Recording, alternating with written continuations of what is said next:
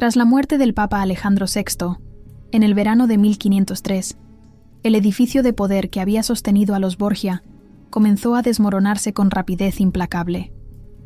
Aquella figura que había sido el centro de intrigas, alianzas y temores en toda Italia, dejaba tras de sí un vacío que su hijo César no lograría llenar.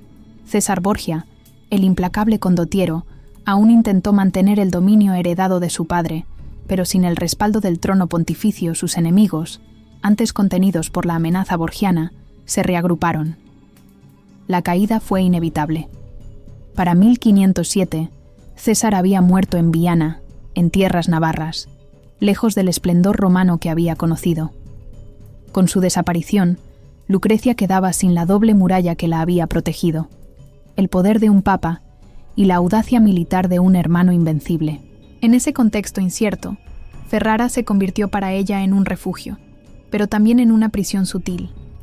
Desde 1502, su matrimonio con Alfonso I d'Este había sido una maniobra política cuidadosamente calculada, un puente entre los Borgia y una de las casas nobiliarias más influyentes de Italia. A ojos de muchos, aquel enlace era una oportunidad para lavar su reputación y asegurar su futuro. A los suyos, sin embargo, les parecía un destierro elegante. Ferrara le ofrecía un lugar en la corte, rodeada de lujos, fiestas y patronazgo cultural, pero las miradas seguían siendo inquisitivas. La sombra de su apellido, las historias que la vinculaban con incestos, venenos y conspiraciones, la seguían a cada salón y a cada banquete. No se la vigilaba con guardias visibles, sino con rumores persistentes y juicios silenciosos. Allí, entre tapices y jardines, Lucrecia comenzó a construir una imagen distinta, la de una duquesa culta, devota y benefactora. Pero detrás de esa fachada, la herencia de un pasado turbulento seguía respirando, y Ferrara, con toda su belleza, no dejaba de recordarle que su libertad siempre tendría límites. A lo largo de su vida en Ferrara, el esplendor de la corte se entrelazó con un desgaste físico que poco a poco fue marcando su rostro y sus gestos. Los partos y las pérdidas se sucedieron con una frecuencia que el cuerpo humano difícilmente podía soportar. 7 embarazos documentados dejaron huella. De ellos, solo 4 hijos lograron sobrevivir, mientras que varios abortos espontáneos y muertes tempranas de criaturas debilitaron su salud y su ánimo. La depresión posparto, un término inexistente para la mentalidad de la época, se disfrazaba de silencios prolongados, oraciones solitarias y retiros repentinos de la vida social. No eran solo las secuelas de la maternidad repetida. Lucrecia padecía desde hacía años síntomas persistentes, fiebres que volvían de manera cíclica, agotamiento que la obligaba a retirarse a sus aposentos por días, y un malestar general que algunos atribuían a melancolía o, en susurros más oscuros, a algún veneno administrado lentamente por enemigos. Los médicos de la corte, con el conocimiento limitado de su tiempo, ensayaban remedios que poco ayudaban, infusiones, sangrías, ungüentos de hierbas. Hoy, historiadores y especialistas en historia de la medicina apuntan a diagnósticos posibles como tuberculosis o incluso sífilis congénita, enfermedades que, sin tratamiento, podían erosionar la vitalidad de cualquier persona. En ese cuerpo agotado y en ese ánimo que oscilaba entre la esperanza y la resignación, se adivinaba que la fortaleza que había necesitado para sobrevivir a los escándalos romanos empezaba a quebrarse. Sin embargo, para la corte y para su marido, lo que más importaba seguía siendo su papel como madre y garante de la continuidad dinástica. Aquella exigencia, silenciosa pero implacable, acabaría por arrastrarla hacia un desenlace que ya parecía escrito. En la primavera de 1519, esa exigencia dinástica adoptó la forma de un nuevo embarazo, el último y más arriesgado de su vida. Lucrecia tenía entonces 39 años, una edad que, para las mujeres de su tiempo, representaba ya un umbral peligroso para la maternidad. Los médicos que la atendían, aunque con los limitados recursos de la época, comprendían bien los riesgos. Su cuerpo estaba debilitado por años de partos, fiebres y dolencias crónicas. Sin embargo, la presión era clara. En la mentalidad de las cortes italianas, la producción de herederos no admitía treguas, y detenerse podía interpretarse como una amenaza a la estabilidad del linaje. A principios de abril, Lucrecia se retiró al Palacio Schifanoia, un lugar que en el pasado había sido escenario de festejos y casas, pero que ahora se transformó para ella en una especie de celda dorada. Allí, lejos del bullicio principal de la corte, buscaba reposo, aunque la soledad la empujaba hacia pensamientos cada vez más sombríos. Se conservan cartas de aquellos días que muestran una voz distinta a la de la duquesa sonriente en retratos. En ellas, expresa el temor de no sobrevivir al parto, la sensación de que su fuerza se desvanecía y una profunda añoranza por su hijo Rodrigo, al que no veía desde que había partido a Bari años antes.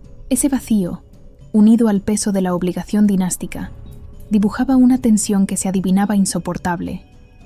En los corredores silenciosos del palacio, entre tapices polvorientos y jardines que apenas podía recorrer, Lucrecia esperaba el momento que intuía decisivo. La corte, mientras tanto, mantenía el protocolo. Médicos, comadronas y damas de compañía se alternaban para atenderla, sin saber que estaban asistiendo al prólogo de sus últimos días. El 14 de junio de 1519, tras largas horas de trabajo de parto, llegó al mundo Isabel la María. El alumbramiento había sido arduo, casi extenuante, con intervalos de dolor que se prolongaron durante la noche y parte del día, dejando a Lucrecia exhausta. La niña nació débil, con signos de prematuridad, y los médicos, en voz baja, reconocían que sus probabilidades de sobrevivir eran escasas. La duquesa, apenas consciente, alcanzó a tocar a su hija y, según testigos, murmuró una breve oración por ella. Pero el verdadero peligro apenas comenzaba.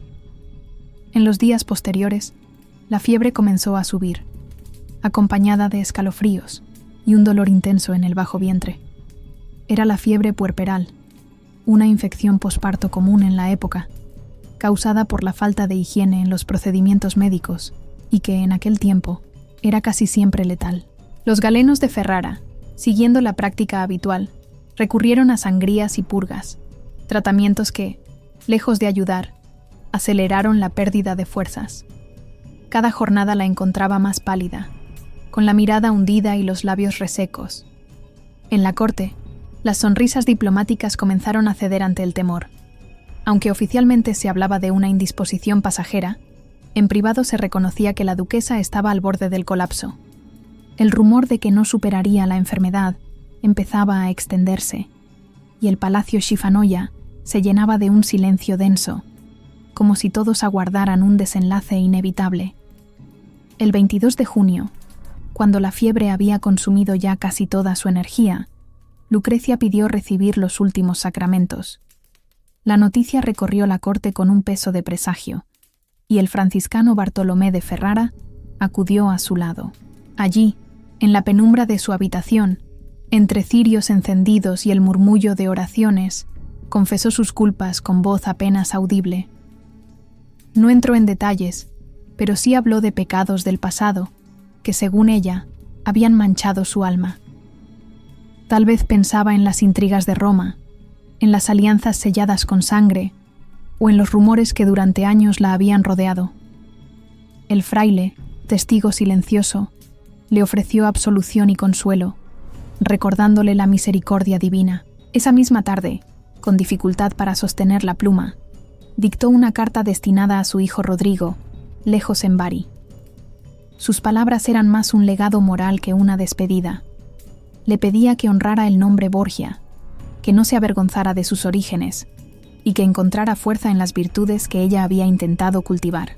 Sin embargo, aquella misiva jamás llegaría a sus manos.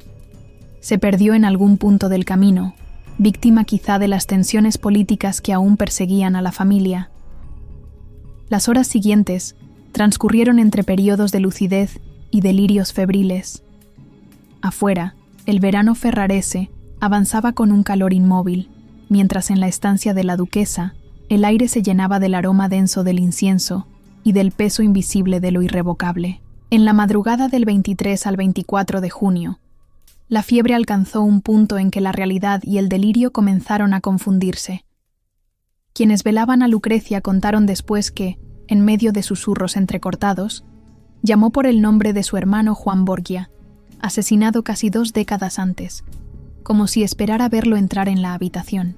También mencionó a Pedro Calderón, aquel joven que había sido su amante en su juventud y que había muerto trágicamente. Sus palabras hacia él fueron tiernas, como si conversara con alguien que la aguardaba más allá. Alfonso I d'Este, inquieto ante los presagios que creía ver en su estado, y quizá incapaz de soportar la escena, se retiró de su lecho poco antes del amanecer. Algunos dirían que lo hizo por superstición, otros por frío pragmatismo. La doncella Violante fue quien permaneció junto a ella hasta el final. Al alba del 24 de junio de 1519, el cuerpo de Lucrecia cedió. Murió en silencio, sin estertores, con el rostro relajado en una expresión que los testigos describieron como serena, casi luminosa. La noticia se extendió rápidamente, primero por los pasillos del palacio y luego por toda Ferrara, dejando en la ciudad una sensación de vacío que contrastaba con la indiferencia o el alivio que se respiraba en Roma. Su muerte no trajo consigo los honores que solían acompañar a una duquesa de su rango.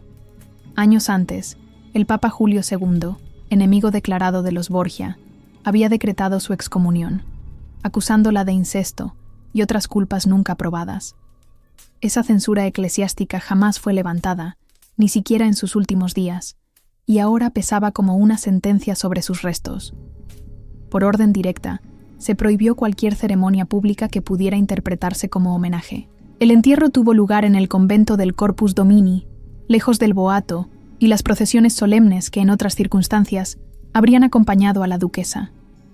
Las religiosas del convento, muchas de las cuales habían recibido su apoyo y donaciones, la acogieron con respeto silencioso. Sin embargo, la disposición papal se cumplió al pie de la letra. No hubo campanas doblando, ni cortejo oficial, ni discursos. Su cuerpo fue depositado en un ataúd de plomo, herméticamente sellado. Oficialmente, se dijo que era para preservar sus restos, pero en los pasillos corría otra explicación, que la enfermedad había dejado marcas visibles, deformaciones que se prefería ocultar para evitar habladurías. Con el tiempo, este gesto alimentaría leyendas. Algunos afirmaban que su cuerpo había permanecido incorrupto, como un signo de pureza. Otros, que se trataba de una maniobra para borrar cualquier imagen real de su muerte. Lo cierto es que su sepultura, sobria y discreta, selló definitivamente el paso de Lucrecia Borgia de la vida a la historia. La pequeña Isabela María, cuya llegada había precipitado el deterioro final de su madre, sobrevivió apenas unas semanas. El 14 de julio de 1519, su frágil corazón dejó de latir. La noticia, aunque esperada por los médicos, fue un golpe definitivo para Alfonso I d'Este. La pérdida de su esposa y de la hija que debía reforzar la línea sucesoria se convirtió en una herida política y personal. El duque reaccionó de forma drástica.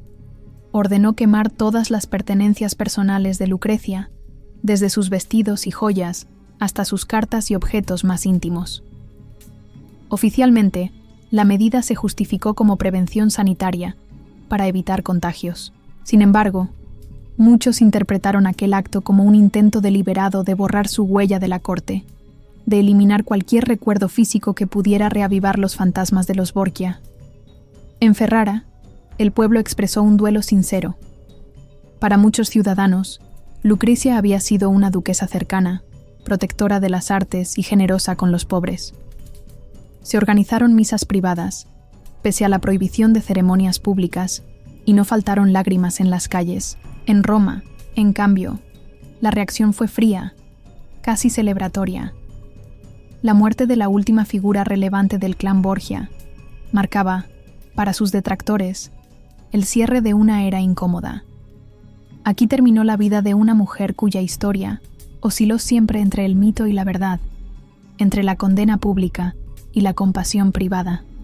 Con su muerte, se cerraba también el capítulo final de un apellido que había sido sinónimo de poder, escándalo y ambición en el corazón mismo del Renacimiento.